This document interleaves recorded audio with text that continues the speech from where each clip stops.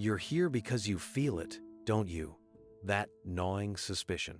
That deep-seated confusion about why relationships feel like a psychological battlefield. Why the women you chase, the women you commit to, often seem to chip away at your very essence.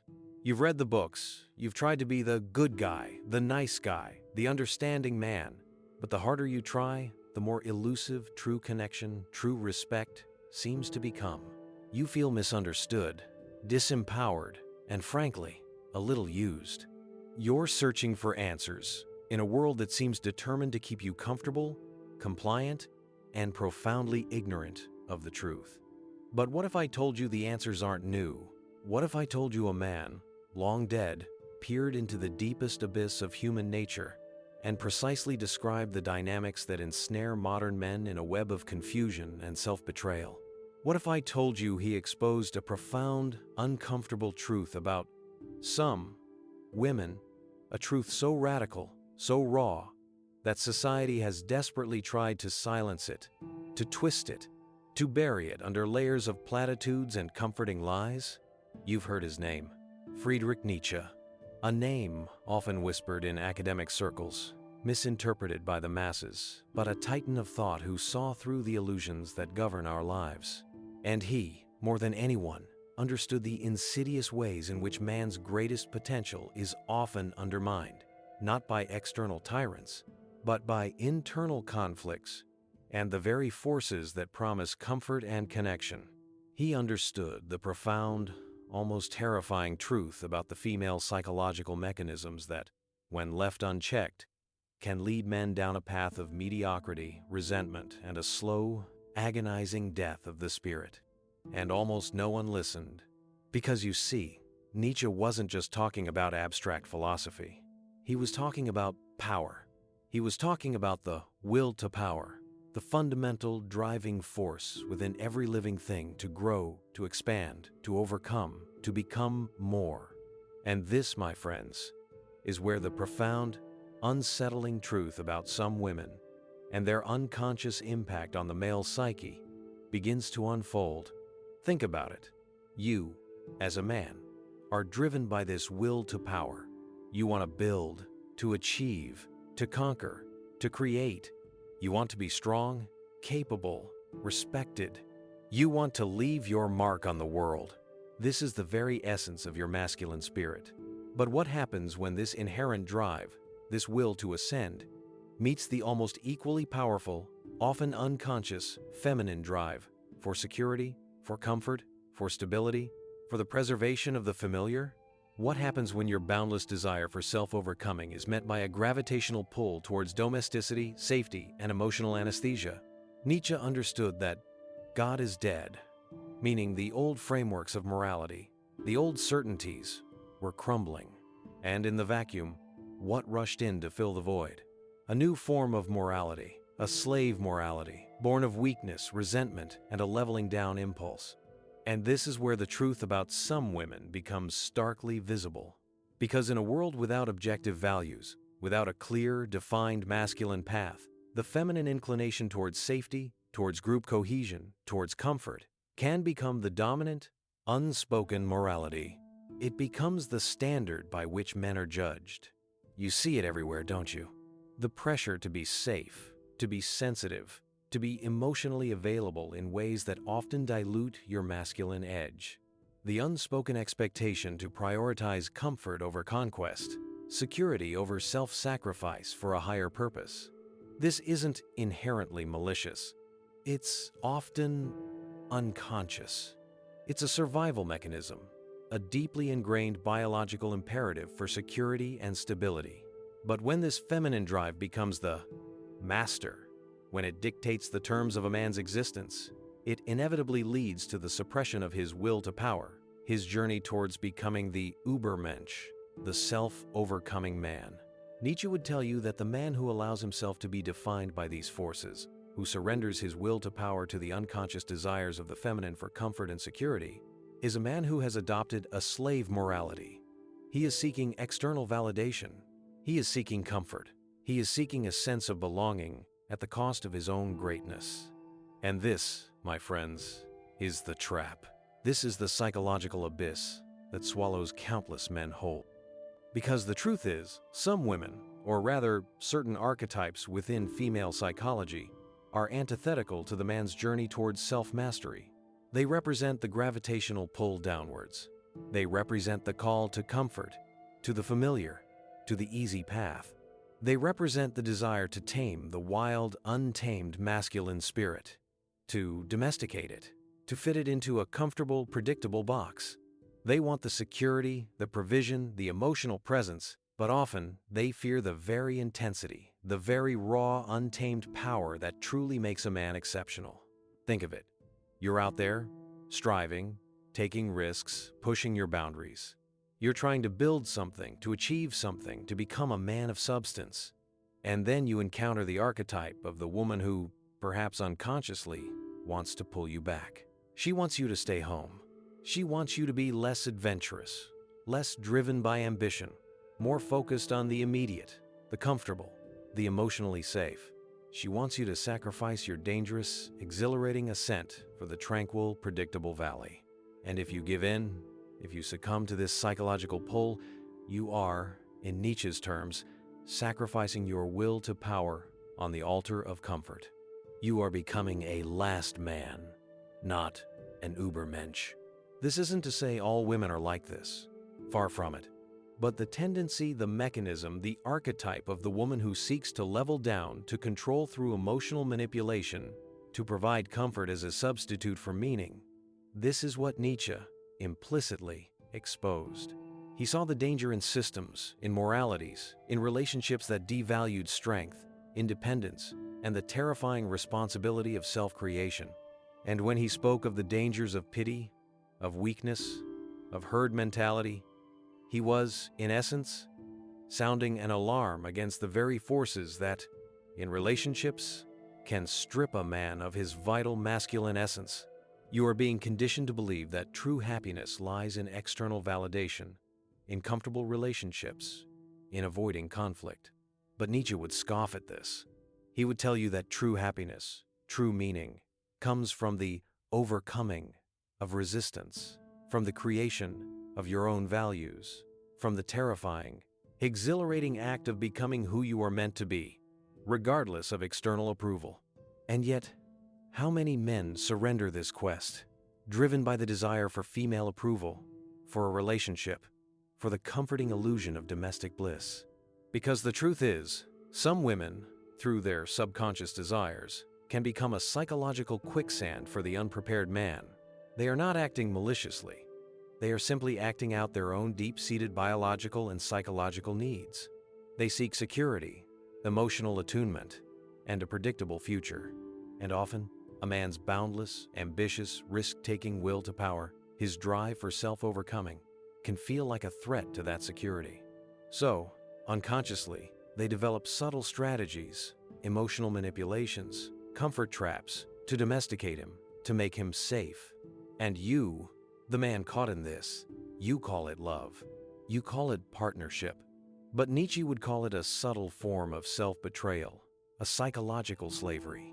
Because if your relationship does not foster your will to power, if it does not challenge you to become more, to transcend your current limitations, to ascend towards your unique version of the Übermensch, then it is not serving your highest purpose. It is holding you back. It is a golden cage, perhaps, but a cage nonetheless.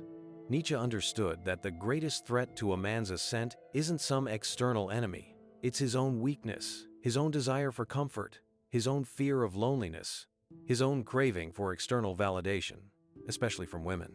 And some women, without even realizing it, become the mirror reflecting this weakness back at him, amplifying his desire for comfort, tempting him away from his difficult, lonely path of self-overcoming. Think about the man who gives up his dreams, his passions, his challenging pursuits, to spend all his time seeking female approval, to become the provider of comfort, the emotional support system. He tells himself he is being a good partner. He tells himself he is finding happiness. But inside, a vital part of him is dying. His will to power is atrophying. He becomes resentful. He becomes a shell of the man he could have been. And this, my friends, is the terror ifying truth, Nietzsche saw that a comfortable life, devoid of challenge and self-overcoming, is not a life lived, but a life slowly withered away. And some women, unwittingly, are the architects of this comfortable, slow death. They don't want a man who is constantly striving, who is terrifyingly free, who is uncompromising in his pursuit of truth and strength. They want a man who is reliable, who is present, who provides comfort and security. And these two desires, the man's will to power and the woman's drive for comfort, are often diametrically opposed. This is the fundamental conflict Nietzsche saw. And you, the modern man, are caught right in the middle of it. You seek validation, you seek love, you seek companionship.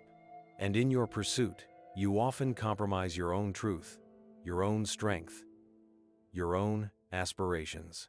You become a psychological puppet, dancing to the tune of external approval, especially from women.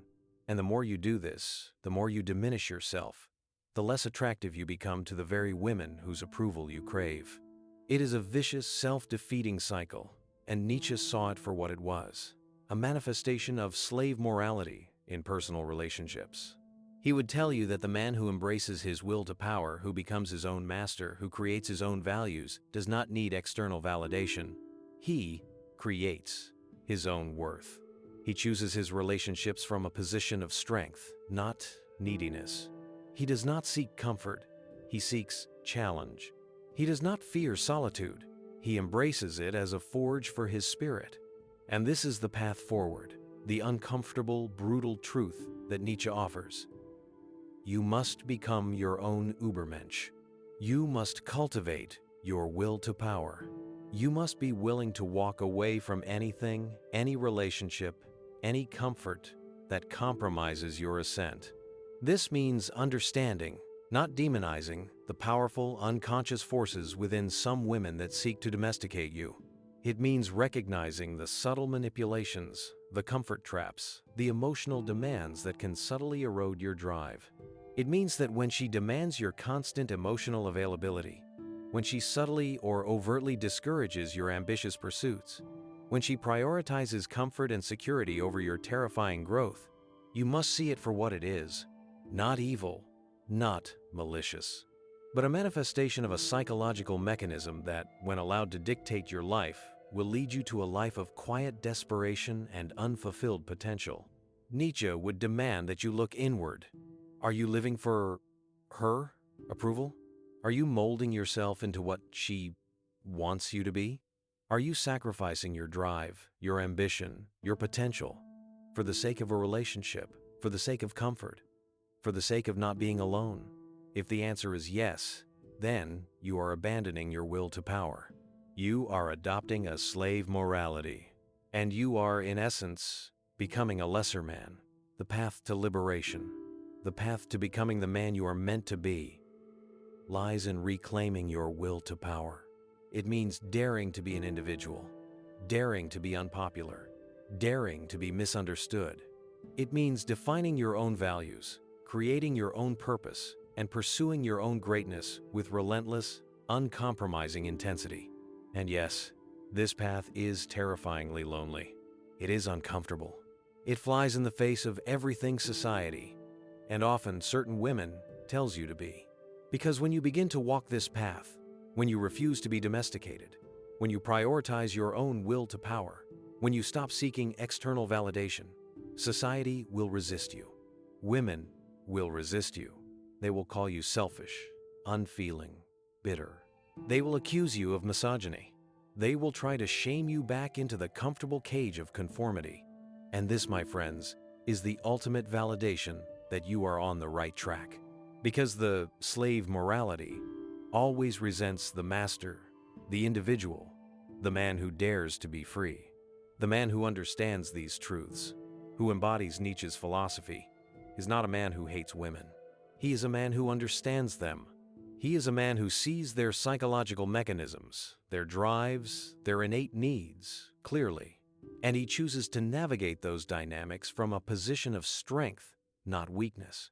He chooses relationships that elevate him, that challenge him, that support his will to power, not ones that diminish him, domesticate him, or demand he sacrifice his essence for comfort. He understands that true connection, true love with the right woman is not about comfort or security alone. It is about a shared ascent. It is about two individuals, each on their own journey of self-overcoming, supporting each other's growth, not hindering it. But to find such a woman, you must first become such a man. You must embody the Übermensch, not the last man. You must be driven by your will to power, not by a desire for validation or comfort.